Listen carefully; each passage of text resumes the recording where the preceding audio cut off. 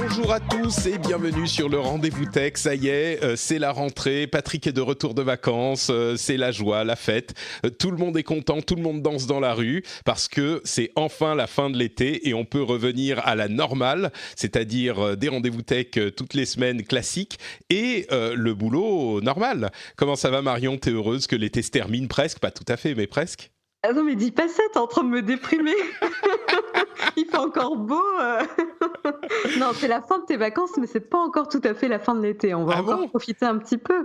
C'est Je sais pas. pas la même chose. Moi, je croyais que c'était en fait quand mes vacances se terminent, c'est la fin des vacances et de l'été pour tout le monde. C'est pas le cas. Le monde vit au rythme de Patrick Béja. Bon, en tout cas, je suis très heureux d'être de retour pour le Rendez-vous Tech qui vous résume l'actualité tech, internet et gadgets toutes les semaines. Bien sûr, il y a eu des émissions spéciales et des animateurs spéciaux qui vous ont tenu compagnie pendant tout l'été et j'aimerais les remercier ici directement puisque Marion a fait partie de ces animateurs qui ont pris ma place. Donc merci beaucoup Marion et tous les autres, vous avez fait un travail extraordinaire et T'as écouté? j'aimerais bien sûr, j'ai tout Oui. écouté, évidemment. J'aurais eu quelques, tu vois, c'est les bons rendez-vous tech. J'aurais voulu intervenir dans l'émission et dire ah non mais alors là vous avez oublié de dire ça, mais là il faut quand même préciser que ceci, tu vois. Ça, c'est Donc le mieux, ça. c'est ça exactement, oui. Et il y a aussi eu les épisodes spéciaux que si vous n'avez pas écouté, les épisodes d'actualité, bien sûr ça se réfère à l'actualité, mais il y a les épisodes spéciaux qui étaient, je pense, vraiment intéressants. On en a eu un sur le rôle des bibliothèques dans le monde d'aujourd'hui, l'épisode 306. On en a eu un où des développeurs nous ont expliqué leur métier et c'était intéressant parce que l'analogie qu'ils ont fait, c'est qu'ils sont comme des artistes en fait. C'était hyper intéressant. Et on en a eu un enfin où on a parlé du métier de consultant en sécurité. Et ça aussi, c'était assez passionnant. Donc un grand merci à tous ceux qui ont participé et qui sont venus pour animer tout ça. C'était un été vraiment agréable. Je parlerai peut-être aux patriotes dans un petit édito de comment s'est passée la vie un peu loin de Twitter pendant quelques temps pour moi. J'avoue que c'est pas forcément négatif de s'éloigner de tous ces réseaux instantanés Tu t'es pendant quelques... complètement déconnecté? Alors écoute, il y a des trucs qui se sont passés pendant les vacances qui m'ont obligé à me reconnecter et des trucs pas forcément très agréables. Donc j'ai pas pu être aussi déconnecté que j'aurais voulu, mais il y a eu quand même des moments où je me suis éloigné de tout ça et Ouais. j'avoue que c'était plus des vacances, c'était des staycations, donc j'étais quand même chez moi, j'étais pas à la Ouais. plage tout ça et puis il y a eu le petit qui a eu la varicelle, enfin c'était Ah, sympathique. ouais, c'était cool. Disons que c'était pas aussi reposant que entre guillemets des vraies vacances, mais avec un enfant, je crois que tu peux dire au revoir à tes entre guillemets vraies vacances pendant quelques années.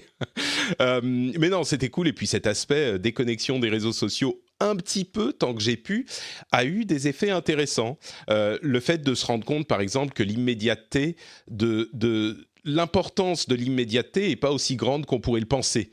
Et ça, c'est un truc qu'on voit pas forcément quand on a la tête sur le guidon et qu'on est au quotidien sur tous les trucs qui se passent au quotidien, justement. Donc, je crois que c'est pas mal de prendre un peu de recul de temps en temps. Donc, en gros, les vacances, quoi. Ça faisait 5 ans, même plus que j'avais pas pris de vacances, c'était pas mal. Et du coup, est-ce Donc, que ça voilà. t'a encouragé à modifier tes habitudes, à réduire les notifications pour éviter d'être tout le temps dans cette immédiateté? J'irai pas jusque-là, mais peut-être utiliser ces réseaux avec un peu plus en étant un petit peu plus judicieux dans l'importance qu'on leur accorde. Je le disais depuis quelque temps d'ailleurs, mais j'ai tendance à moins utiliser, même si je trouve que Twitter est hyper important et hyper intéressant, j'ai tendance depuis quelque temps à moins l'utiliser et à préférer des communautés que j'ai plus choisies. Je parle souvent du Slack des Patriotes, par exemple, qui est la communauté des gens qui soutiennent l'émission, et j'y trouve beaucoup plus de relations et de discussions saines que je peux en trouver sur Twitter, même si, encore une fois, j'apprécie énormément Twitter, mais j'ai l'impression que chacun de ces outils a sa place, et cette expérience que j'ai eue m'a confirmé dans cette impression que j'avais depuis un moment que il faut savoir bien utiliser Twitter pour ne pas le laisser nous bouffer un petit peu. Et j'avais peut-être tendance, même si je m'en éloignais de cette utilisation, de ce type d'utilisation depuis quelque temps, j'avais tendance à encore lui laisser trop de place. Et je crois que ça m'a aidé à prendre ce recul un petit peu plus qu'avant. Donc, c'est pas que je vais pas utiliser Twitter, au contraire, c'est un outil que j'adore, c'est mon réseau social préféré, mais... Donc, c'est intéressant voir comment on évolue, enfin notre rapport aux réseaux sociaux et aux différents services qu'on utilise évolue. En fait, c'est quelque chose qui est hyper important, je crois, à comprendre. C'est des outils qui sont encore relativement jeunes, qui ont une influence hyper importante sur notre vie sociale, mentale même, et la société. Et c'est des outils qu'on apprend à utiliser, quoi. C'est normal d'une certaine manière. On va en reparler peut-être un petit peu dans l'émission. C'est normal qu'on ne sache pas vraiment les utiliser encore parce qu'ils modifient tellement nos comportements qu'il faut le temps de les apprivoiser. Et là, c'est un petit peu le processus qui est en train de prendre place pour nous tous en tant qu'individuels et puis pour la société dans son ensemble. J'espère qu'on en ressortira avec quelque chose de maîtrisé, mais ça prend des années, c'est normal, et on est tous dans ce processus. Je suis sûr que toi, tu as modifié la manière dont tu utilises tes réseaux sociaux et les réseaux sociaux que tu utilises au cours des années aussi. Oui, complètement, mais que ce soit d'un point de vue même personnel ou professionnel, puisque du coup même au niveau professionnel, tu utilises des outils au quotidien du type Slack, Trello, etc. Donc tu reçois des notifications. Et en fait, c'est intéressant de voir l'évolution personnelle et professionnelle. Par exemple, je vais partager une petite expérience.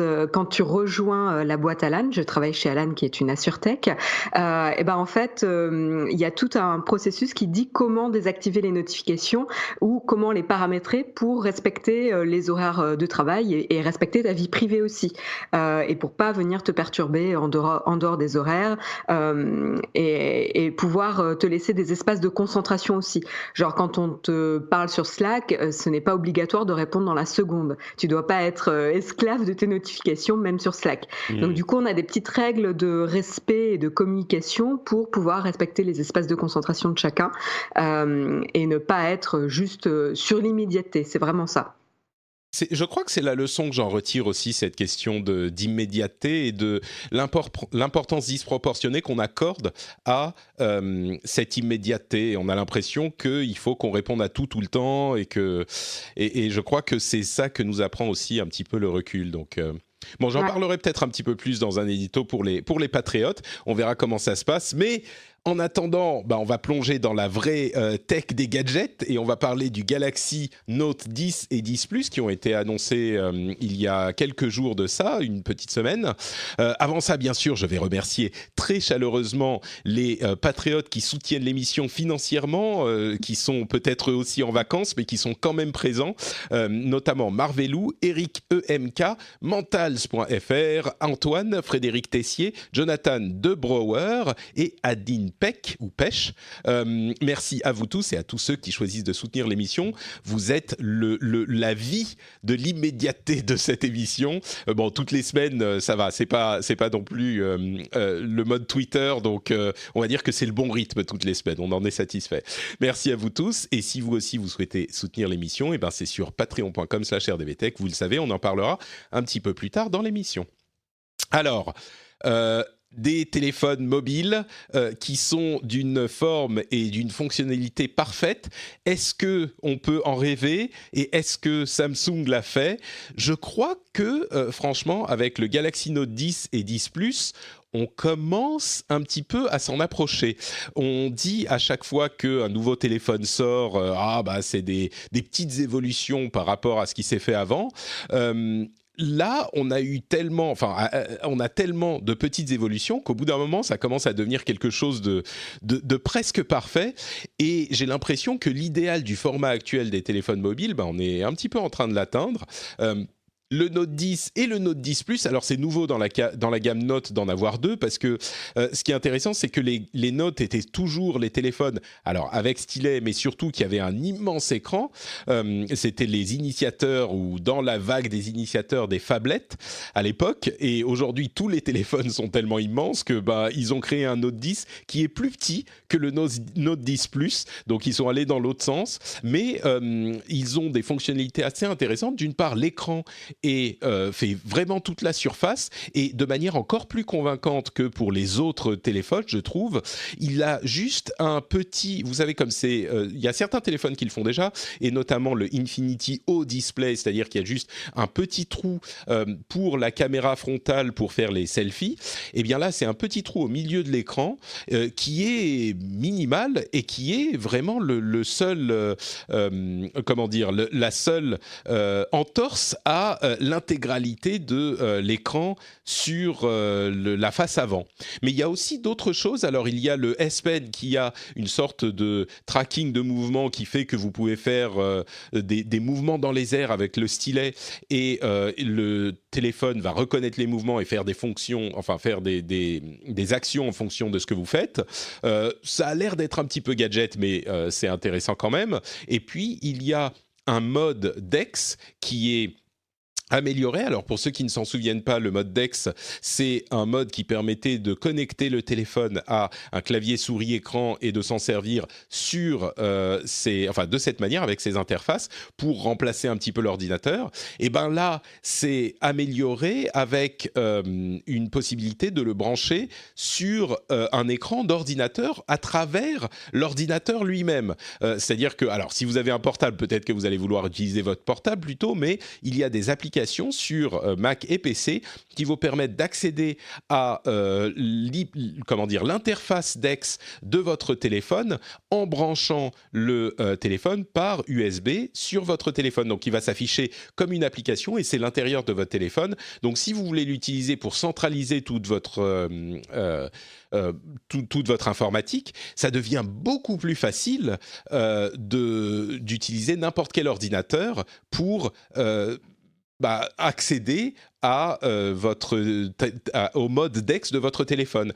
Alors évidemment, il faut que l'application soit téléchargée, mais si vous êtes par exemple dans une société qui utilise ça et que les applications sont téléchargées sur tous les ordinateurs, et vous pouvez aller sur n'importe quel ordinateur, brancher votre DeX et utiliser les logiciels de votre DeX qui d'ailleurs inclut la suite Microsoft puisqu'ils ont un partenariat qui permet à Samsung d'utiliser les logiciels Microsoft, de les intégrer à l'appareil. Donc bref, je ne vais pas faire tout l'épisode sur DeX, mais ça m'avait paru intéressant. Quelques détails supplémentaires. Le Note 10 a un écran 6,3 pouces, le Note 10 Plus un écran 6,8 pouces. Ils ont évidemment les processeurs les plus récents, énormément de RAM, énormément de stockage. Le truc qui est peut-être un tout petit peu décevant pour certains, c'est que le Note 10 a perdu son port jack pour les écouteurs. Alors voilà, c'est marrant parce que Samsung faisait de la pub comparative avec les téléphones Apple qui n'avaient plus de port jack en s'en moquant. Eh bien, étrangement, ils ont disparu de toutes les chaînes YouTube de Samsung, toutes ces pubs. Donc bon, voilà, on va pas faire plus de commentaires que ça. Alors, ça a disparu des chaînes YouTube de Samsung, mais Internet n'oublie pas. Évidemment, oui, Internet en a parlé un petit peu partout. Ils ont aussi soigneusement évité de mentionner leur assistant Bixby. Dans toute la présentation, il n'y avait pas du tout de Bixby. Et voilà, donc en gros, le Galaxy Note 10 et 10 Plus, pour moi, le truc le plus frappant, c'est vraiment cet écran. Mais qu'est-ce que tu penses de ce Note 10 dans le contexte où tous les téléphones sont grands aujourd'hui ? Bon, il a le stylet quand même. Est-ce que c'est un appareil intéressant ? Et bien sûr, pardon, j'ai oublié la chose importante, on tourne évidemment et on dépasse les 1000 €. Il sort aux États-Unis et je crois en Europe aussi le 23 août, donc dans quelques jours à peine, et on est autour de 1000 €, voire au-dessus. Qu'est-ce que tu en penses ? Écoute, c'est intéressant de voir comment Samsung essaye de différencier un smartphone qui normalement était censé rassembler toutes les meilleures specs des gammes Samsung. En fait, c'était censé être celui qui, certes, avait un stylet, mais était aussi celui qui avait tous les gadgets, les meilleures capacités, etc. Et en fait, dans un marché où ça devient assez compliqué d'être plus compétitif et de surenchérir sur les capacités techniques, on voit qu'ils essayent de trouver autre chose. En tant que consommateur, je trouve que du coup la gamme Samsung devient assez compliquée à suivre parce que les différences entre le Galaxy S10 et les Galaxy Note, enfin les deux gammes, à part le stylet, devient un petit peu compliqué à suivre. Donc vrai. Je trouve que c'est un premier point pour les consommateurs. Je trouve ça assez compliqué. Et du coup, on va revenir sur le point marquant qui est le stylet. Est-ce que vous voulez un stylet ou est-ce que vous voulez pas un stylet? Et une fois que vous avez fait ce choix-là, vous allez prendre la décision de la taille d'écran, la batterie qui se recharge rapidement ou pas, etc. Ensuite, concernant le retrait du port jack, en effet, c'est évidemment dommage.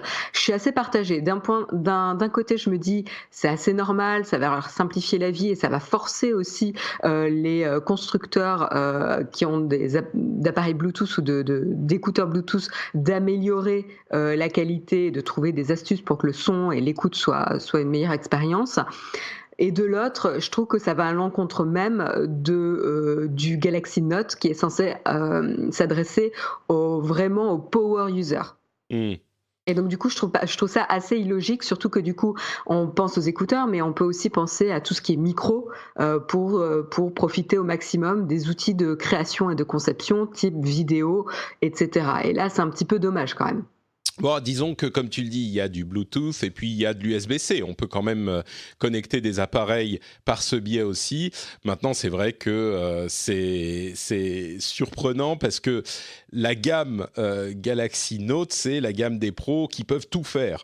Mais bon, je pense que c'est aussi un aveu pas de faiblesse, mais un aveu de réalité, c'est que dans la réalité, je crois que les ports jack, il y a peu de gens qui les veulent tellement qu'ils seraient prêts à sacrifier autre chose pour ça.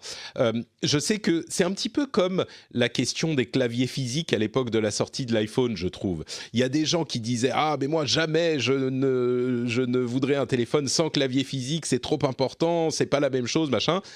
C'est vrai que c'est pas tout à fait la même chose, mais c'est suffisamment bien. Et aujourd'hui, l'écosystème des écouteurs sans fil est suffisamment bien développé pour que ça suffise à la plupart des utilisateurs. Alors, il y a évidemment quelques personnes qui vont dire « Ah mais non, moi je veux absolument mon écouteur, machin », mais ils font plus de bruit qu'ils ne sont réellement préoccupés par la chose pour l'ensemble des consommateurs. Donc, je suis assez d'accord avec toi pour n'importe quel autre smartphone. Je pense qu'ils auraient pu se permettre d'attendre encore un peu. Ça aurait fait sens de le garder sur la gamme Note. C'est juste mon avis, mais je suis d'accord avec toi sur le fond. Hein. C'est vrai qu'en plus, sur les raisons invoquées pour la suppression du port jack, ils ont dit que la batterie avait pu être augmentée de 2 à 3%. Ce qui est quand même assez minime, c'est pas qu'ils ont augmenté la taille de la batterie de 10%, ce qui aurait été substantiel, et ça a amélioré le retour haptique du téléphone. Ok, j'imagine que c'est pas là non plus une modification invraisemblable entre le dernier Galaxy Note et le Galaxy Note 10. Sur le principe, effectivement, je trouve que la raison donnée pour la suppression de ce port jack reste pas suspicieuse, mais ça paraît difficile de justifier cette suppression pour ceux qui le veulent vraiment. La seule raison, pour moi, la raison qui est plus valable ou qui est plus compréhensible, c'est qu'en fait, les gens qui le veulent vraiment, qui tiennent vraiment à ce port jack, sont moins nombreux qu'on ne pourrait le penser quand on écoute les plaintes. Maintenant, si vous voulez penser que c'est parce qu'ils veulent nous vendre leurs écouteurs sans fil super chers, les Galaxy Buds et autres, c'est peut-être le cas aussi, je ne sais pas. Oui, mais même d'un point de vue de logique de production, c'est quand même plus simple et ça va forcer aussi les autres acteurs du marché à améliorer les périphériques Bluetooth. Hein, Ouais. C'est ça aussi. Donc c'est logique, mais c'est vrai que j'aurais, je pense, apprécié pour la cible des Galaxy Note de garder le port jack au moins un an, au moins une édition ou deux. De plus. Mais bon. Ouais. C'est vrai que ça Après, correspond à la cible des super power users qui ont tout, quoi, parce que exactement. l'image qu'on a, la catégorie du Galaxy Note, c'est on a tout. Et donc, ça fait un petit peu tâche qu'il n'y ait pas le port jack, je suis d'accord. Ouais. Et puis après, il y a le petit détail assez rigolo de Bixby qui donc a pas été mentionné du tout durant la présentation, qui n'a plus de bouton dédié. Mais alors c'est un petit peu vicieux parce qu'en fait maintenant tu actives Bixby via le bouton Power en appui long. C'est ça. Donc t'imagines que quand tu veux éteindre ton téléphone, en fait, faut pas faire un appui long sur Power, quoi. Ça va déclencher Bixby. Alors, ce qui est sympa, c'est que tu peux le désactiver. Mais du coup, t'imagines que la première prise en main, une des étapes obligatoires, ça va être de passer dans les paramètres pour désactiver Bixby sur le Power bouton, quoi. Donc, je trouve qu'en termes d'expérience utilisateur, là encore une fois, Samsung, c'est un peu compliqué. Bah, c'est facile de s'en moquer, de se moquer et puis de se moquer de Bixby et puis ils l'ont fourré là où ils pouvaient, machin, parce qu'ils se rendent compte que personne va l'utiliser. Et c'est vrai que c'est facile de s'en moquer, mais il faut quand même comprendre que l'importance des assistants personnels est immense dans l'industrie de la tech. C'est en train de devenir la prochaine interface homme-machine, ce qui est le portail par lequel on passe quand on veut communiquer avec un ordinateur. Jusqu'à il n'y a pas longtemps, c'était clavier-souris uniquement. On y a ajouté les interfaces tactiles, etc. Les assistants personnels viennent s'insérer là-dedans aussi et prennent de plus en plus d'importance. Et donc, il était important pour Samsung d'essayer quelque chose. Ils sont arrivés plus tard, ils n'ont pas assez de poids dans l'industrie pour imposer Bixby, ok. Mais moi, je ne vais pas me moquer d'eux pour le fait d'avoir essayé. C'est une technologie qui a potentiellement tellement d'importance que pour moi, il est normal et même judicieux pour Samsung d'avoir essayé. Bon, ils se sont plantés, ok, mais si on n'essaye pas, on ne peut pas réussir. Donc, c'est quand même quelque chose à mentionner, je trouve. Oui, oui, je pense qu'ils étaient obligés d'aller vers là, hein, d'explorer cet aspect-là. Mais c'est juste en termes d'expérience, à chaque fois qu'ils essayent d'imposer, parce que là c'était vraiment imposer Bixby avec le bouton dédié, et pas d'aller vers une adoption progressive et accompagner les utilisateurs dans comment on utilise un assistant vocal. Ils ont juste poser un bouton là. Et maintenant, en fait, en enlevant le bouton, c'est pratiquement pire comme expérience parce qu'en fait, tu vas le déclencher sans le vouloir, quoi. Donc, c'est vrai. Ça ajoute de la friction juste dans l'expérience. Après, voilà, il y a quand même des différences entre le Galaxy Note 10 et le Galaxy Note 10 Plus qui sont quand même à prendre en compte, notamment au niveau de la recharge rapide. Je trouve ça un petit peu dommage, évidemment. Je vois j'ai regardé un peu les avis sur Internet et il y a beaucoup de journalistes qui sont très séduits par le plus petit, le Note 10. Mais il perd un petit peu l'intérêt, le Note 10, avec de toutes les nouvelles spécificités, du type la recharge rapide, le 3D Death, l'objectif là qui permet de faire du time flight. La caméra de profondeur qui améliore c'est ça, qui améliore donc la réalité augmentée, le scanning des objets en 3D, ouais. Ouais, et aussi qui améliore le faux bokeh en photo et maintenant disponible aussi en vidéo. Donc voilà, c'est pas encore au point, mais c'est le genre d'expérimentation et d'exploration qu'on connaît chez Android. Et même si c'est pas encore parfait, parce que c'est ce qu'on voit dans les premiers tests, c'est un peu dommage de le perdre pour le coup sur le Galaxy Note. Après, au niveau du stylet, c'est intéressant là les nouvelles fonctionnalités avec les mouvements au niveau du stylet qui fait un peu baguette magique. Ouais. Là encore, c'est pas au point. C'est ce que j'ai vu d'après les premiers tests. Les premiers essais sont pas forcément évidents à prendre en main. Et ce qui est intéressant, par contre, c'est que ça va être ouvert aux autres applications qui vont pouvoir développer des mouvements pour pouvoir manipuler les applications. Ça, moi, je trouve ça très, très intéressant. Encore une fois, c'est de l'exploration, donc c'est pas parfait sur cette génération-là, mais c'est assez prometteur pour le futur. Oui, pour ceux qui ne comprennent pas exactement ce dont on parle, donc on a le petit stylet et on peut le faire des mouvements avec. Donc, si on fait un petit tourbillon, si on tourne le truc, ça va faire un zoom, je dis n'importe quoi, mais si on fait de bas en haut, ça va scroller dans une page web, etc., etc. C'est ce genre de choses. Et ça peut être utile notamment lors des présentations, quand vous projetez des présentations. Vous pouvez switcher de mode photo juste en slidant avec le stylet, etc. Donc il y a des choses assez intéressantes. Ouais, ça fait télécommande, quoi. Ouais. Le problème, évidemment, c'est que c'est une base d'utilisateurs relativement réduite par rapport à l'ensemble des téléphones du monde. Donc, il est peu probable que les développeurs se consacrent du temps de développement pour une fonctionnalité qui est tellement spécifique à ces utilisateurs-là. Mais bon, c'est quand même une expérimentation intéressante. Donc voilà pour le Galaxy Note 10 et 10 Plus. C'est certainement un appareil à considérer si vous voulez du très haut de gamme sur Android. Il y a évidemment d'autres choix, mais celui-là est, comme toujours, comme chaque année depuis quelques années, l'un des candidats à prendre en compte. Avant de passer aux news et rumeurs, je voudrais évoquer un autre sujet qui a fait un petit peu de bruit ces derniers jours, ces dernières semaines, qui est la question des sociétés, des auditeurs, des assistants personnels qui enregistrent nos conversations et qui nous écoutent ensuite, ou plutôt dont les employés de ces sociétés nous écoutent pour l'amélioration des services, et ce qui met donc en danger notre vie privée.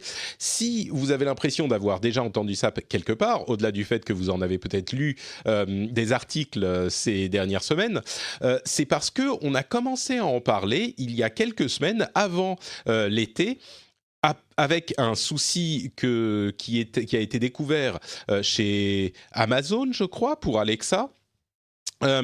Qui écoutait donc, Amazon avait des employés qui écoutaient les enregistrements créés par les utilisateurs qui déclenchaient leurs assistants personnels et qui les écoutaient avec des informations personnelles identifiables attachées à ces enregistrements. C'est-à-dire qu'il y avait peut-être pas directement les noms des utilisateurs, encore que je me souviens plus exactement, mais c'est des choses qui pouvaient très facilement permettre d'identifier les utilisateurs. Je crois d'ailleurs qu'il y avait au moins les numéros uniques d'utilisateurs et peut-être même les noms et prénoms dans le cas d'Amazon. Et dans ce cas-là, dans ce contexte, la presse a exploré la manière dont se faisaient ces écoutes chez tous les différents assistants personnels et les sociétés qui fabriquent ces assistants personnels. Et on s'était rendu compte que dans le cas d'Amazon, c'était particulièrement préoccupant parce qu'il y avait ces informations personnelles. Mais chez les autres, c'était mieux géré et notamment chez Apple, ces enregistrements étaient bien présents et étaient écoutés. Évidemment, il faut préciser, la raison pour laquelle on écoute ces enregistrements, c'est que c'est nécessaire pour améliorer le fonctionnement et la compréhension de ces outils. C'est comme ça que fonctionne l'intelligence artificielle et le machine learning. Il faut améliorer en disant aux machines, vous pouvez d'ailleurs aller écouter l'épisode spécial sur le machine learning qu'on a fait il y a quelques temps, donc on dit aux machines, ça c'est ça, ça c'est ça, quand ils n'ont pas compris. Et donc, c'est nécessaire pour les améliorer. Apple faisait ça sans attacher les informations personnelles aux extraits audio qui étaient écoutés par les personnes qui devaient améliorer la compréhension. Et donc, moi, ma conclusion, c'était, bon, bah oui, il faut les écouter. Si on n'a pas les informations personnelles, ça va, c'est pas trop gênant. Je ne sais pas pourquoi exactement, plusieurs semaines, voire 2 mois après qu'on ait eu ces informations, il y a eu, à vrai dire, je sais pourquoi, c'était un article de la BBC, je crois, ou du Guardian, qui a ressorti exactement la même histoire, avec un ton un petit peu plus dramatique et qui pointait du doigt les sociétés qui faisaient écouter ces extraits sans informations personnelles attachées en disant « Ah ben ils écoutent quand même ce que vous dites, donc c'est inacceptable ». Ma première réaction, ça a été c'est quand même pousser un petit peu le bouchon de dire que même ça, quand il n'y a pas d'informations personnelles rattachées, c'est inacceptable.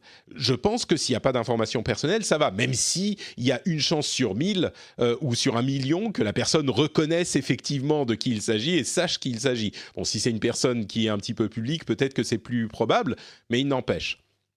Et j'ai donc lu un petit peu sur le sujet et j'avoue que même si je ne suis pas fan de l'idée de faire du opt-in plutôt que du opt-out, c'est-à-dire que demander à chaque utilisateur s'il accepte que ces enregistrements soient utilisés pour améliorer la chose, donc qu'il activement accepte. Moi, je préfère quand on a l'option de désactiver la chose plutôt que quand il faut qu'on participe au truc volontairement. Pourquoi ? Parce qu'on sait bien, c'est un petit peu démagogique de dire « Ah, il faut que tout soit désactivé par défaut », parce que concrètement, ça veut dire qu'une infime partie des gens vont l'activer et donc ça donne pas de données utilisables ou pas assez. Et je comprends le fait qu'on dise « Ah mais oui, mais il faut quand même donner le choix pour que seuls les gens qui veulent vraiment participent, parce que sinon, la plupart des gens ne vont même pas savoir qu'il faut aller désactiver. » Je comprends cet argument.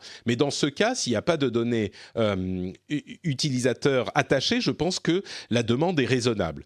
Maintenant, j'ai aussi lu d'autres choses qui expliquent que on pourrait faire plus pour protéger la vie privée par rapport à ces enregistrements, comme par exemple modifier les fichiers audio pour que la voix soit vraiment pas reconnaissable. Et ça, c'est une chose à laquelle j'avais pas du tout pensé et qui est pas une demande déraisonnable. C'est vrai que si on peut simplement modifier le fichier audio sans, pour qu'on puisse comprendre ce que les gens disent, mais que la voix ne soit plus reconnaissable, bah oui, là, effectivement, il faudrait le faire et ça me paraît même nécessaire. Donc voilà pour le petit résumé de toute cette histoire. Je voulais le mentionner pour que vous compreniez ce qui s'est passé là. Évidemment, si tu as des choses à ajouter, Marion, n'hésite pas. Bah, c'est déjà un sujet qu'on a beaucoup abordé dans le rendez-vous tech précédent avec Jérôme et Guillaume, donc je vais pas non plus m'étendre sur le sujet, mais je pense, pour le coup, je suis pas du tout d'accord avec toi sur le fait de l'opt-in et de l'opt-out. Je pense que là, oui, complètement. Il y a, beaucoup de tout temps, on a toujours utilisé de l'opt-in on a souvent utilisé de l'opt-in pour recueillir et demander l'accord des personnes pour participer au programme d'amélioration. Il n'y a qu'à voir à chaque mise à jour de macOS, par exemple. À chaque fois, dans l'étape où tu redémarres l'ordinateur, tu as une case à cocher qui te demande, où tu peux directement lire. Donc ça, c'est assez facile. Bon, là, pour le coup, je pense que c'est de l'opt-out, mais en tout cas, on te le présente, quoi. Tu vois, au redémarrage. Tu n'as pas besoin, toi-même, proactivement, d'aller dans les réglages pour le désactiver. Donc ça, je trouve que c'est bien. Je te pose la question, excuse-moi. Si l'écoute des enregistrements d'appels aux assistants personnels était inclus dans ces 50 pages de trucs que tu acceptes quand tu dis « Voulez-vous participer à l'amélioration du système d'exploitation ?» Tu coches « Oui » ou tu ne décoches pas et c'est inclus là-dedans, ça t'irait ? Si c'est un truc à cocher pour tout ? Oui, tant que c'est clairement dit, qu'est-ce que ça implique de participer au programme d'amélioration. D'accord. Que ça veut dire qu'on envoie des extraits audio, des conversations, etc. Je pense que en effet, là où c'est plus malin, c'est de voir comment on peut plus améliorer la confidentialité des données. Et notamment, donc ça passe par l'anonymisation du genre de la voix qu'on entend. Donc, du coup, on ne peut pas reconnaître qui est la personne. Et ça, je pense qu'en effet, c'est essentiel et je pense que ça sera bien d'améliorer dans ce sens-là. Et à la fois, le temps de conservation des données. Et ça, il y a le règlement de la protection générale de la protection des données, le RGPD en tout cas, qui a mis des accents là-dessus. Et je pense que là, pour le coup, Apple, Amazon, Google n'étaient pas forcément en accord avec le RGPD jusqu'à aujourd'hui. Donc je pense que aussi ça a joué sur pourquoi on a tant parlé cette année de ça alors que c'est pas nouveau. C'est vrai qu'Apple, on a découvert qu'il conservait les données avec données identifiables pendant 6 mois, si je ne m'abuse. Alors, je ne sais pas si c'est en accord avec le RGPD, les 6 mois, mais ce qui est sûr, c'est qu'on ne savait pas, surtout pour une société qui se vante de protéger votre vie privée, on ne savait pas qu'il les gardait 6 mois et avec les données identifiantes. Donc, ça c'est problématique. Ouais. On est d'accord. Mais donc voilà, donc il y a le temps de conservation des données, la capacité ou pas d'identifier ou de reconnaître la voix, qui je pense est importante. Mais en effet, après sur le fond, je suis d'accord. Hein, je pense que c'est important qu'on puisse quand même récolter des données pour améliorer les services. Hein, sinon, c'est ce qui existe depuis tout le temps où on a créé des services. Maintenant, il faut le faire avec le respect de la confidentialité des données des utilisateurs. Et je pense que c'est là, avec le RGPD, que ça a remis en lumière comment on exploite les données des utilisateurs sur ces assistants vocaux, tout simplement. Après, il y a aussi l'effet c'est l'été et il n'y a pas beaucoup de sujets. Et Je crois donc qu'il y les avait un sujets peu de ça aussi. sensationnels, c'est pas mal aussi. Ouais, je crois qu'il y avait un petit peu de ça aussi. Bon, Mais c'est important qu'on en parle. tout à fait. Bon, bah, le topo est fait. Et tu sais, il y a une autre chose qui est absolument sensationnelle. Est-ce que tu peux imaginer ce dont je vais parler maintenant ? Non, vas-y, je te laisse faire la surprise. Eh bien, écoute, je vais parler des patriotes qui Voilà. soutiennent le rendez-vous tech. Ils sont sensationnels et formidables parce qu'ils permettent à l'émission d'être financée. Ce sont des gens qui écoutent l'émission, qui apprécient ce qu'on dit, qui y trouvent une utilité, qui passent un bon moment pendant qu'ils font le ménage, pendant qu'ils sont dans les transports et qui se disent, eh ben, écoutez, vous savez quoi, tout travail mérite salaire. Et donc, je vais aller sur patreon.com/rdvtech et je vais soutenir l'émission, avoir le plaisir, la joie, comment dire, le respect de soi même, de soutenir un truc qu'on apprécie. Et en plus de ça, ils peuvent accéder à des bonus sympathiques. Je parlais des éditos qui sont réservés aux auditeurs.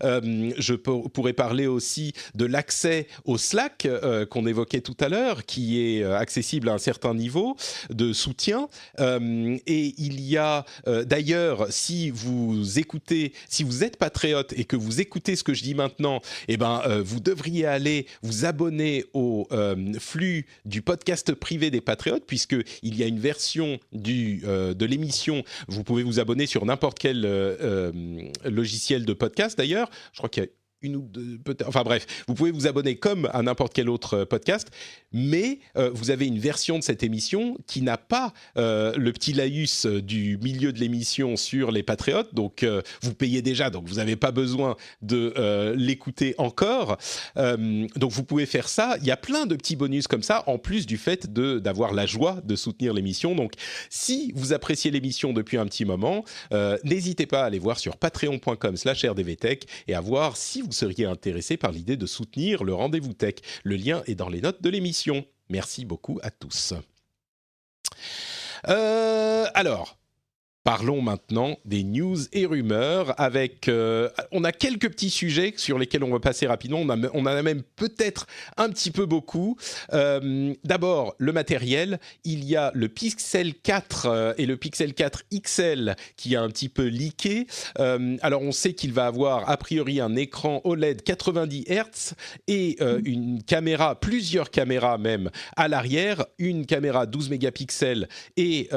alors, c'est le XL dont on parle, hein, et une caméra téléphoto 16 mégapixels et d'autres choses en plus. Donc ça, c'est... et peut-être même un accessoire qui le transformerait en appareil photo réflexe quasiment. Donc ça, c'est le Pixel 4 qui devrait arriver bientôt. Et pour l'iPhone, il y a des rumeurs sur un iPhone Pro. Donc peut-être un iPhone Pro avec, qui sait, un port USB-C, possiblement. Et ça serait pour 2019. Et pour 2020, peut-être, alors ça c'est beaucoup plus rumeureux, un iPad pliable en 2020 et un iPhone pliable en 2021, ça me paraît un petit peu moins crédible, on va dire. Quelque chose qui te plaît là-dedans ? Je prendrais les dernières rumeurs que tu viens de mentionner avec des grosses pincettes. Oui, on est d'accord. Mais un iPhone Pro cette année, peut-être, ça commence à compliquer la gamme quand même, hein. Mais bon... Quand on a moins d'innovations révolutionnaires, on fait comme Samsung et Apple et les autres, on fait des choses, on divise les gammes pour mieux cibler les utilisateurs peut-être. Une annonce de Twitter qui pourrait très bientôt permettre aux utilisateurs de suivre des centres d'intérêt, ou plutôt des intérêts, en plus des utilisateurs. Moi, c'est une idée qui me paraît hyper attrayante. C'est une manière d'utiliser Twitter qui me semble assez appropriée. Ils vont commencer avec des différents sports, ou peut-être même juste le sport, quand on aime le sport, et donc ça ferait une timeline différente pour différents sujets. Donc si on aime le sport, on va dire, moi j'aime, dans mon cas, bon c'est pas encore possible, hein, ils vont commencer uniquement avec le sport, mais on pourrait imaginer un Twitter où je dirais, moi j'aime les jeux vidéo, la tech et les podcasts, et ça me ferait des petits flux en plus par sujet. Je trouve que Alors, à savoir comment ils vont réussir à construire ces flux, il va y avoir beaucoup d'intelligence artificielle évidemment, et on va espérer que ça soit moins pollué par des gens qui essayent de bidouiller pour être présents là où ils devraient pas être, ou moins toxiques. Mais ça, à la limite, c'est un autre sujet qui est déjà présent sur Twitter de toute façon. Mais suivre des sujets qui nous intéressent plutôt que des personnes, moi, ça me paraît être une idée intéressante. D'une part, parce que Twitter est de fait un outil pour se tenir informé de différentes choses, et puis ça pourrait nous permettre de découvrir des personnes qu'on ne va pas forcément aller suivre directement. C'est un petit peu comme suivre des hashtags, mais un petit peu mieux organisé. Moi, c'est une idée qui me paraît vraiment séduisante. Oui, c'est quelque chose qui a été fait un peu par tous les services de contenu aussi. C'est-à-dire on change le paradigme de, on suit les personnes, les créateurs de contenu ou les personnes et on shift vers, on suit, des styles de musique, on va suivre, des centres d'intérêt. Donc on l'a sur Spotify, on l'a sur YouTube, on l'a même sur des applications, d'information type, Flipboard ou Apple News et cetera. Donc c'est enfin, je suis pas vraiment surprise que Twitter le fait. Par contre, c'est intéressant de voir comment ils le mettent en place en choisissant un nombre bien, bien limité de centres d'intérêt et ceux qui sont pas les plus polémiques pour voir comment ça va influencer l'algorithme de Twitter, quoi. Et si Ouais. ça va pas être détourné à mauvais escient. Ben, c'est sûr qu'il commence avec le sport et des trucs assez anodins.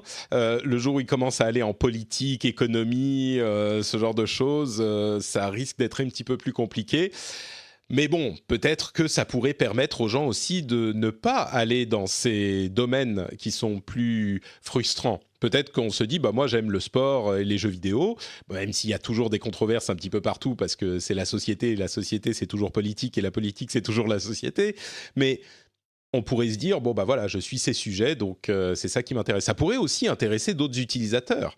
Je sais pas, Ça moi je pourrait trouve que faciliter l'entrée sur Twitter aussi. c'est ça, ouais, exactement. Parce que Twitter, malgré tous les défauts qu'il a, ce réseau social reste le cœur de l'actualité en temps réel et de l'opinion en temps réel, avec les qualités et les défauts que ça pose. Mais c'est une utilisation qui, pour moi, aurait dû arriver il y a un moment. C'est quelque chose dont on parle depuis longtemps et bon, on Et ils verra avaient ce que ça essayé un donne. petit peu hein, avec les hashtags, les trending hashtags, les moments, etc.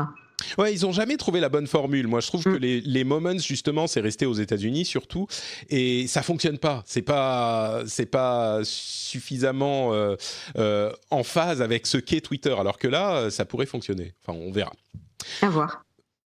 Il y a toute une série d'articles qui a couvert les sujets de la violence sur les réseaux sociaux, de la division, suite notamment à la tuerie de masse qu'on a vue aux États-Unis il y a quelques semaines. Je ne vais pas partir dans tous les détails de tout ça avec le forum 8chan que même ses créateurs renient aujourd'hui et qui a été supprimer des services qu'il utilise, qui a un petit peu disparu du net, mais qui risque de revenir parce que bah, le net est forcément facilite ce genre de choses, comme le réseau social Gab, qui est particulièrement apprécié des suprémacistes et des nazis, parce que justement, ils brandissent l'étendard de la liberté de parole pour pouvoir dire bah, ce genre de choses.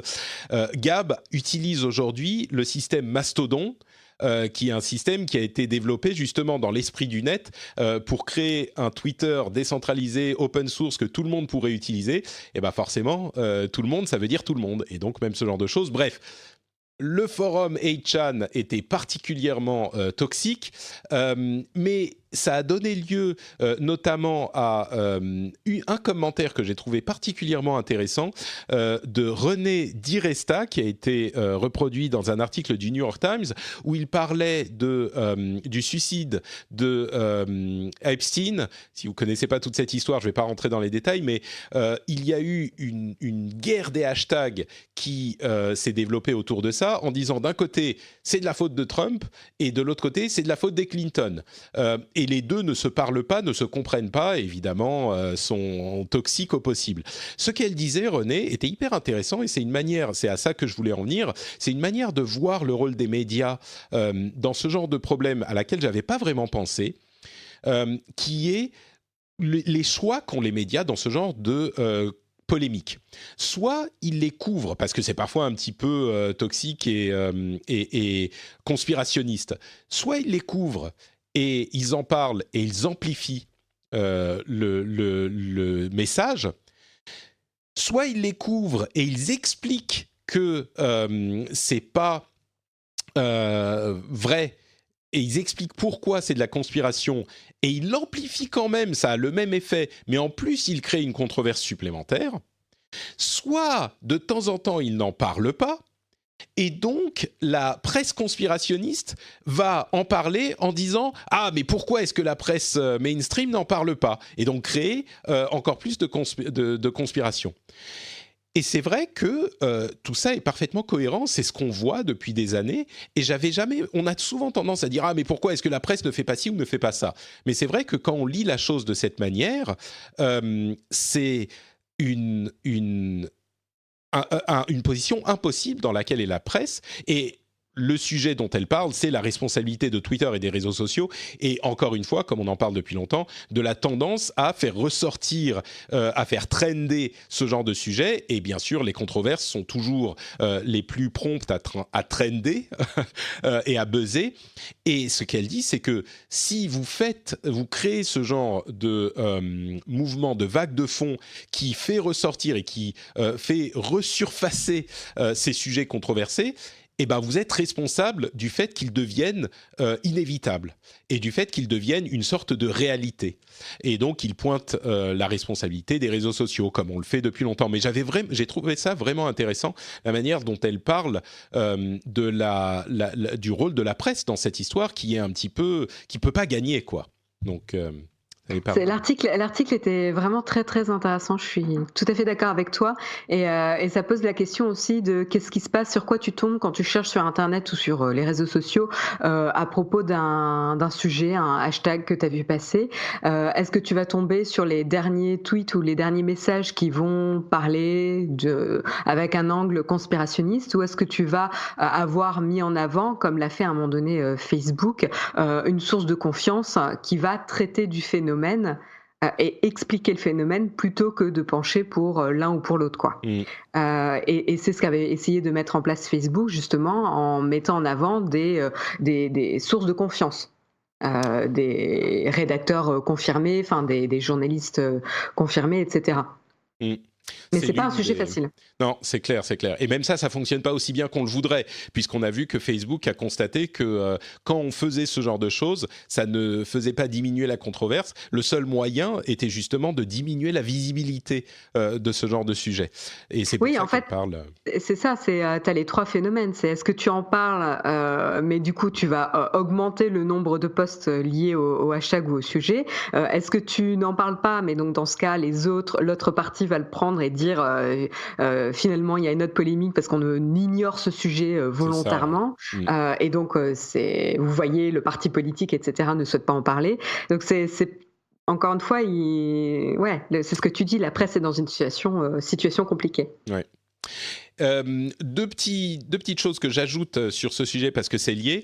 Il y a une application qui s'appelle Squad qui est assez intéressante, qui est une application qui permet de partager son écran de smartphone avec des amis. Alors ça peut poser des problèmes aussi, mais ils ont lancé l'application avec une vision qui est hyper pro vie privée et protection avant tout. Alors ils ont moins de 500 000 utilisateurs aujourd'hui, donc ils sont encore relativement petits, mais c'est intéressant de voir que avec cette intention de protéger la vie privée avant tout, ils ont réussi à créer une communauté qui se sent relativement à l'aise et qui est principalement constituée d'adolescentes, de jeunes adolescentes, qui sont évidemment, on le sait, des cibles privilégiées sur les réseaux et les applications traditionnelles.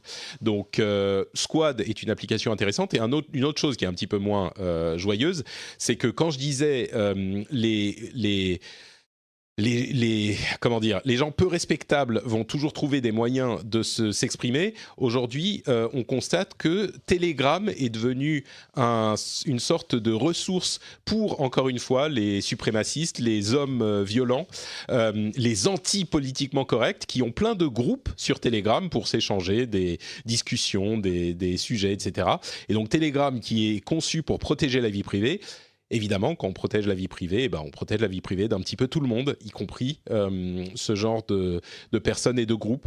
Donc voilà, je le pose là, ça ne résout pas le problème, c'est juste à savoir. Bon, ceux qui suivent un petit peu les sujets de jeux vidéo connaissent Ninja. Est-ce que tu connais Ninja, Marion ? Bah écoute, j'en ai entendu parler, je le connaissais pas avant qu'il change pour Mixer. D'accord, pour être honnête. Excuse-moi, je t'ai donné la parole en plein milieu d'un de mes monologues et donc tu étais en train de boire quelque chose, pardon. Donc Ninja, pour ceux qui ne savent pas, c'est le streamer le plus populaire au monde. Il joue à un jeu qui s'appelle Fortnite, celui-là vous en avez forcément entendu parler, et les gens... Des adolescents principalement, le regardent jouer sur Twitch, qui est une plateforme de streaming de jeux vidéo hyper populaire, et Microsoft a racheté une autre plateforme qui s'appelle Mixer, et ils essayent de concurrencer Twitch, mais évidemment, ils ont du mal, puisque Twitch est complètement dominante. Eh bien, ce qu'ils ont fait, c'est qu'ils sont allés voir Ninja, qui s'appelle de son vrai nom Tyler Blevins, et ils lui ont, on imagine, on n'a pas la confirmation, mais donné beaucoup d'argent pour qu'il devienne streamer sur Mixer exclusivement. Et donc, il a quitté Twitch. Ça a donné lieu à tout un tas de choses dont on pourrait parler, mais c'est pas forcément hyper intéressant. Ce qui est intéressant, c'est que donc on a ce phénomène où désormais les sociétés et les services s'arrachent des personnalités pour essayer de gagner en popularité. Et les rumeurs, alors on ne sait pas du tout si c'est vrai, mais les rumeurs parlent de 50 millions de dollars donnés à Ninja pour qu'ils viennent sur Mixer. Alors on pense que c'est un deal qui couvre plusieurs années, donc c'est pas juste pour streamer 2 fois. Il stream maintenant exclusivement sur Mixer pendant des années, mais on parle de 50 millions de dollars. Donc c'est vraiment intéressant. Alors c'est marrant parce que je suis sûr qu'il y a des gens qui vont dire « Oh, les jeux vidéo, haha, moi aussi je peux jouer à des jeux vidéo ». C'est quelque chose de compliqué. D'une part, il faut être bon. Ensuite, il faut être il faut être amusant, distrayant. Il faut pouvoir streamer des heures et faire passer un bon moment à vos spectateurs. Donc, c'est un vrai boulot. Et c'est pas un boulot facile. Bon, lui, ça se passe très bien pour lui, mais c'est vraiment pas un boulot facile. Mais oui, donc ce genre de somme pour des créateurs de contenu, c'est quelque chose qu'on ne pouvait pas imaginer il y a encore quelques années, mais j'imagine que ça va aller en augmentant, quoi. Je pense que ceux qui rigolaient du streaming de jeux vidéo, notamment certaines personnes de la télévision, doivent ravaler un petit peu leurs commentaires. Je crois que c'est une question de génération et ils ravalent pas leurs commentaires, ils disent « Comment 50 millions pour un type qui joue à des jeux vidéo toute la journée ? Ah, mais c'est inacceptable !» Tu sais, il y a ce genre comment dire, de fossé générationnel, quoi. C'est comme, justement, en parlant de Fortnite est le jeu le plus populaire aujourd'hui. Comme je disais, vous en avez beaucoup entendu parler, j'en suis sûr. Il y a eu le championnat du monde de Fortnite et un jeune de 16 ans a fini premier. Il a gagné 3 millions de dollars. Et ça a évidemment donné lieu à des journalistes qui se pensaient hyper malins en disant Oh, mais il a gagné 3 millions de dollars en jouant dans sa chambre à des jeux vidéo. Moi aussi, je peux jouer à des jeux vidéo. J'aurais dû jouer à des jeux vidéo. Ha, ha, ha, ha. Ok, bon, je crois que c'est le genre de commentaire. Encore une fois, c'est une question générationnelle. Évidemment, c'est pas comme ça que ça se passe, et c'est quelque chose que ces gens-là ne comprennent pas, donc ils vont pas plus comprendre maintenant, quoi. Je pense que ce qu'ils vont comprendre, c'est quand même l'argent et le potentiel publicitaire et de sponsor qui est en train d'exploser dans ce domaine-là. Hein. Oui, ça, effectivement. Ça serait un peu naïf d'ignorer ça, quoi. C'est sûr. Et il a eu 1 million d'abonnés directement le premier jour où il a streamé sur Mixer. Je ne sais plus combien il en avait, je crois 17 millions ou 15 millions sur Twitch. Je ne veux pas dire de bêtises, mais je crois que c'était de cet ordre-là. Donc, bref, voilà pour... là, his account has 22 million subscribers, 22 millions d'abonnés. C'est quand même... Bon, c'est abonné gratuit, mais quand même. Quoi d'autre Huawei a enfin révélé son Harmony OS. Alors les problèmes entre Huawei et les États-Unis ne sont pas terminés. On en a suffisamment parlé dans l'émission, donc je ne vais pas vous refaire le topo. Mais son fameux OS qui est prêt, eh bien ils l'ont dévoilé. Il s'appelle Harmony OS et il va être disponible sur une télé Honor, qui est une marque de Huawei, qui est déjà disponible, au moins en Chine, si je ne m'abuse. C'est intéressant parce qu'ils commencent avec une télévision, mais ils ont bien sûr annoncé qu'ils pouvaient le déployer sur les téléphones si ça s'avérait nécessaire. C'est ce dont on parlait depuis un moment. Il y a eu des incertitudes sur la nature de l'OS pendant quelques temps. Est-ce que c'était vraiment un OS qu'ils pouvaient utiliser sur un téléphone ? Alors, on imagine bien que ça ne sera pas aussi abouti qu'un vrai, entre guillemets, Android, mais visiblement, ils ont un OS qui serait prêt à être déployé sur des téléphones suffisamment pour qu'il soit relativement fonctionnel. On note aussi que face à la guerre commerciale entre les États-Unis et la Chine, le patriotisme de la population chinoise a provoqué une augmentation des ventes de Huawei en Chine qui a été plus que significative. Donc, bon, voilà, tout va bien pour eux, pour le moment en tout cas. Et la Chine est en train de développer leur propre crypto-monnaie. Entre parenthèses, je ne sais pas si vous étiez au courant, mais ils sont à peu près prêts à lancer leur CBDC, qui est leur crypto-monnaie, qui était en test depuis un petit moment. Donc, bon, encore des histoires sur la Chine qui se portent plutôt bien, on va dire. Est-ce que tu as lu ces histoires sur Salto et l'approbation enfin de cette alternative française à Netflix ? Alors oui, j'avais entendu parler de Salto, mais alors j'ai raté cette information. Eh bien écoute, tu savais sans doute qu'ils étaient dans les limbes depuis un bon moment. Salto, c'est une société de streaming de vidéos qui a été créée par TF1, M6 et... C'est qui les autres ? France Télévisions, voilà, France Télévisions, TF1 et M6. Et en fait, il y avait toute une question d'autorisation nécessaire par les autorités de régulation européennes pour des questions de monopole. Et ils ont enfin reçu l'autorisation. Il y a des contraintes assez fortes parce que, évidemment, pour des questions de concurrence, eh ben, ils ne peuvent pas avoir autant de puissance sur Salto et utiliser tout leur contenu disponible sur France TV, M6 et TF1 sur Salto. Il y a une séparation qui est faite entre les deux. Donc, ça réduit un petit peu leur force de frappe, mais il n'empêche, le lancement a été approuvé et ça arrive en plus à un moment où Netflix commence à perdre un petit peu de sa superbe et l'arrivée dans certains pays cet automne de Disney+, qui va être à un prix, le prix européen a été confirmé parce qu'ils vont tester en Hollande, ça sera donc 7 € pour Disney+. Donc ils arriveront en Hollande et dans d'autres pays cet automne et on imagine assez vite après dans le reste de l'Europe et du monde. Mais bon, ça fait une alternative à ces autres services. Moi, ça me... Comment dire ? Je ne suis pas vraiment client de séries françaises et de contenu francophone, donc ce n'est pas à moi que ça parle, mais il est indéniable qu'il y a des gens qui apprécient ces contenus, et là, ils vont avoir enfin une alternative moderne qui va leur être proposée. Il était temps, il est plus que temps, mais ça arrive et c'est une bonne chose, je trouve.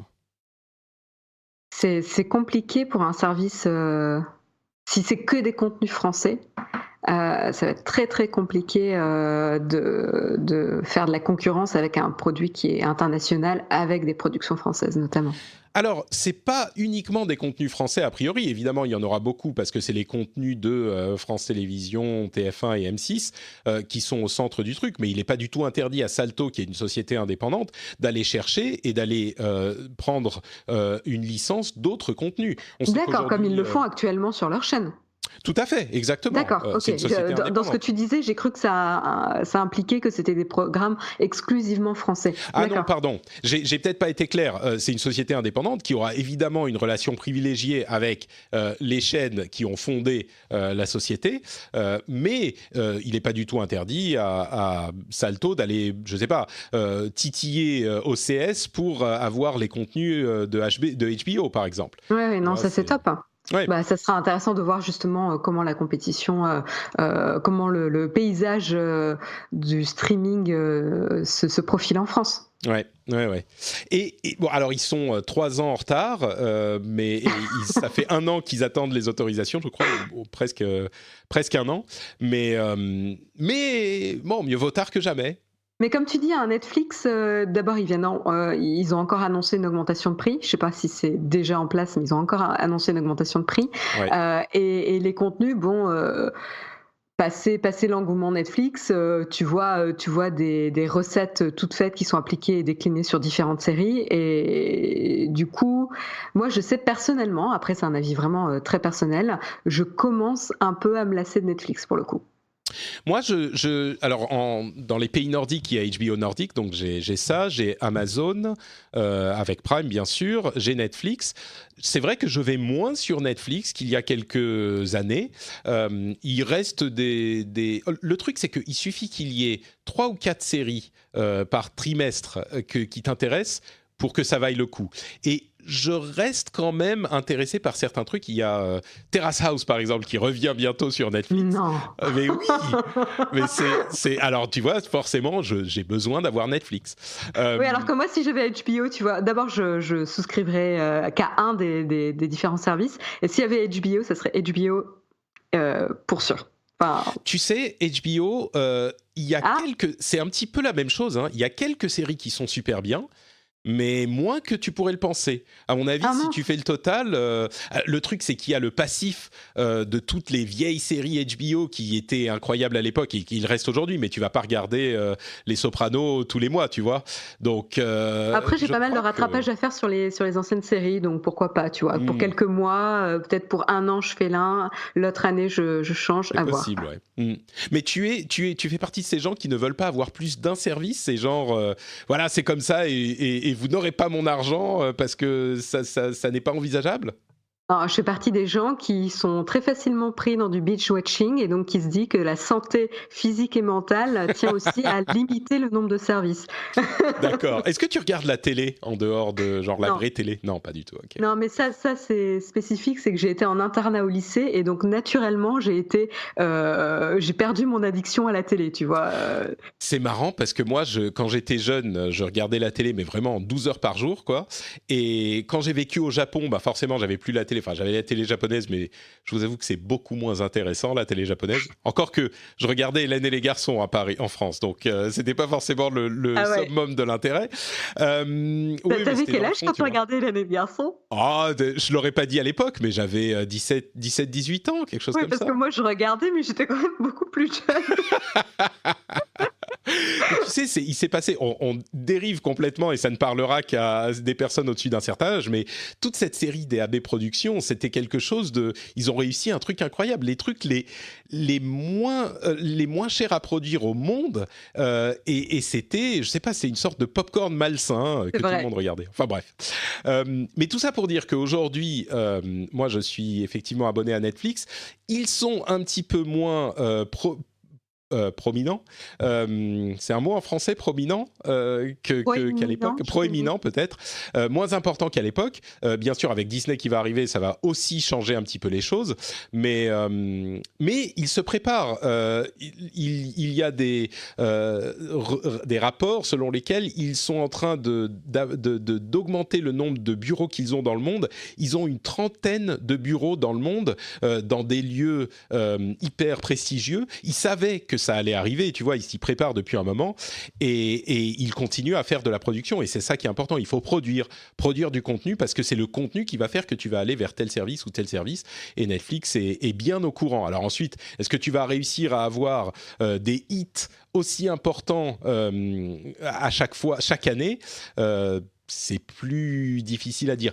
Il y a un truc qui est intéressant avec les séries Netflix et avec ces séries en général, c'est que, je dirais, une série sur deux passe d'une explosion de popularité incroyable, la première saison, et même moi, c'est le cas, à la deuxième saison, je suis même pas sûr de vouloir la regarder. Alors que j'ai adoré la première saison et que ça me laisse un souvenir impérissable, souvent je lance la deuxième saison, je regarde un épisode ou deux et puis je me dis « Ah bon, c'est bon, j'ai déjà eu ma dose, quoi. » Et je sais pas avec pourquoi. Quelle série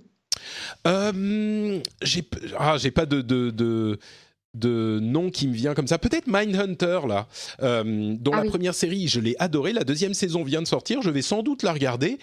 Mais il y a une disproportion assez étrange entre l'amour que je porte à la première saison et mon envie de voir la seconde, qui est beaucoup plus faible.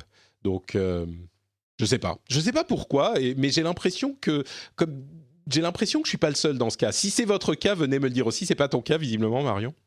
En fait, je pense qu'on est de plus en plus exigeant. En fait, il y a tellement plus de programmes qu'auparavant.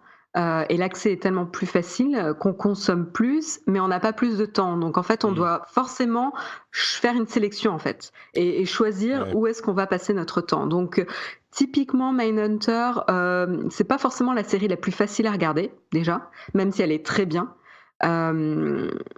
Et du coup, tu vois, le fait de s'y remettre, d'abord il faut être concentré, c'est lent. Tu vois, c'est pas une série vraiment très facile à consommer. Oui, mais la première, je l'ai adorée, tu vois. Ouais, mais moi déjà sur la première saison, je l'ai adorée, mais je sais que c'était pas. C'est comme Black Mirror. Black Mirror, il faut surtout les premières saisons, la première et la seconde, elles étaient lourdes, quoi. Tu pouvais pas enchaîner les épisodes les uns après les autres. En tout cas, c'est une des rares séries avec Mindhunter que je ne binge-watch pas pour le coup. Alors qu'il y a d'autres séries très popcorn, très faciles où là tu enchaînes. C'est vrai que je suis en train de regarder à la place une série de science-fiction de Another Life qui pour le coup est vraiment pas super, et pourtant je me dirige vers ça plutôt que vers Mindhunter. Peut-être que l'attrait de la nouveauté étant érodé, vu que c'est la saison 2, c'est ce petit pic de motivation en moins qui fait que... Peut-être, ouais. Bon, bah écoutez, c'est sur ces considérations de streaming qu'on va conclure cet épisode. Évidemment, un grand merci à Marion d'avoir été là avec moi pour ce premier épisode de retour de vacances. J'espère que vous avez passé un bon moment en notre compagnie. Avant de se quitter, est-ce que tu veux nous dire où on peut te retrouver sur Internet ? Vous pouvez me retrouver sur Twitter à Aisea Design ou sinon sur Nowtech TV.